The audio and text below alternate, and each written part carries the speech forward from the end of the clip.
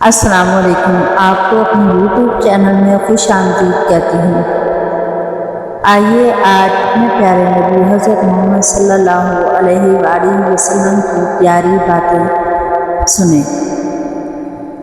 نبی کریم صلی اللہ علیہ وآلہ وسلم نے فرمایا، آدمی کے لیے یہی گناہ کافی ہے کہ جن کی پرورش اور خبرگیری اس کے ذمے ہے، ان کی خبرگیری نہ کرے اور ان کو ضائع کر دے۔ کسی باپ نے اپنی اولاد کو نیک ادب سے اچھا کوئی عطیہ نہیں دیا۔ بدترین شخص وہ ہے جو دو منہ رکھتا ہے، ایک منہ سے ایک کے پاس جاتا ہے اور دوسرے منہ سے دوسرے کے پاس جاتا ہے۔ جو گناہ سب سے زیادہ انسان کو جہنم کا مستحق بناتے ہیں وہ زبان اور شرمگاہ کے گناہ ہیں۔ جو شخص جھوٹی قسم کھائے وہ اپنا ٹھکانہ جہنم میں بنا لے۔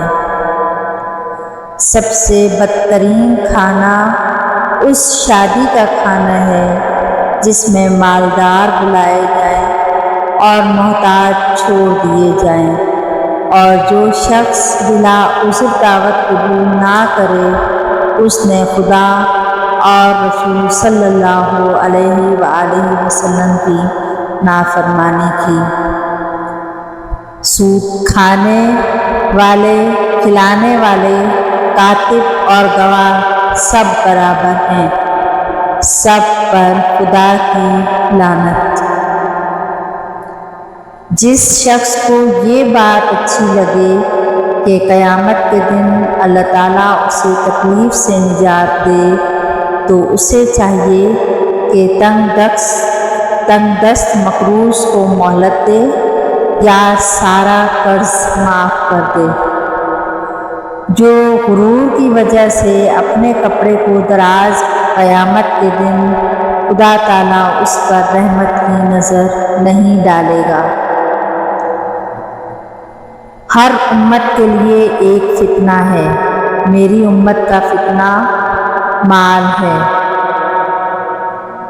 دولت مندوں کے پاس کم جایا کرو ورنہ خدا کے احسانات کی قدر جاتی رہے گی۔ جو شخص اس امت میں تفرقہ پیدا کرنا چاہے، اس وقت جب کہ تمام قوم متفق ہو چکی ہو، اس کی تلوار سے خبر لو، خواہ وہ کوئی ہو۔ سفر عذاب کا ایک ٹکڑا ہے جو تمہیں کھانے پینے اور آرام کرنے سے باز رکھتا ہے۔ پس تم میں سے جب کوئی اپنا مقصد حاصل کر لے تو اسے چاہیے کہ اپنے گھر بار کی طرف لوٹ آنے میں جلدی کرے۔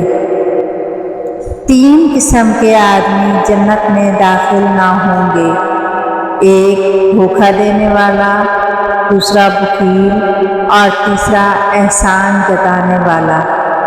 جس شخص سے کوئی علمی مسئلہ پوچھا جائے اور وہ اسے چھپائے تو قیامت کے دن ایسے شخص کے منہ میں آگ کی لگام ڈالی جائے گی۔ میں احمقوں کی حکومت سے اللہ کی پناہ مانگتا ہوں۔ جو شخص دوسرے مسلمان کو کافر کہتے ہیں تو ان دونوں میں سے ایک ضرور کافر ہو جاتا ہے۔ مجلس میں کوئی شخص دوسرے کو اپنی جگہ سے اٹھا کر خود نہ بیٹھے، لیکن کھل کر بیٹھ جاؤ اور جگہ فراغ کر دو، خدا تم کو فراغت جگہ دے گا۔ اللہ تعالیٰ اس شخص پر رحم فرماتا ہے جو خریدنے، بیچنے اور تقاضا کرنے میں نرمی اختیار کرے۔ مسلمانوں کی باہمی محبت و شفقت کی مثال ایک جسم کی سی ہے۔ جب جسم کا کوئی حصہ تکلیف میں ہوتا ہے تو سارا جسم بخار و بے خوابی میں مبتلا ہو جاتا ہے۔ جو شخص لوگوں میں مشہور کرنے کے لیے کوئی عمل کرے گا، اللہ تعالیٰ اس کے عیوب لوگوں میں شائع کرے گا اور اس کو حقیر و ذلیل کرے گا۔ اللہ تعالیٰ نے اہل کتاب کے گھروں میں بغیر ان کی اجازت کے داخل ہونا حلال نہیں کیا، اور نہ ان کی عورتوں کو مارنا اور نہ ان کے پھلوں کو کھانا حلال کیا ہے۔ جو شخص گھر میں جھانکے اس کو گھر میں آنے کی اجازت نہیں دینی چاہیے۔ جو شخص محض اللہ تعالیٰ کے لیے یتیم کے سر پر مہربانی سے ہاتھ پھیرے گا تو ہر بال کے عوض اس کے لیے بھلائی ہوگی۔ اللہ کے نزدیک سب گھروں میں محبوب تر گھر وہ ہے جس میں یتیم کی عزت کی جاتی ہے۔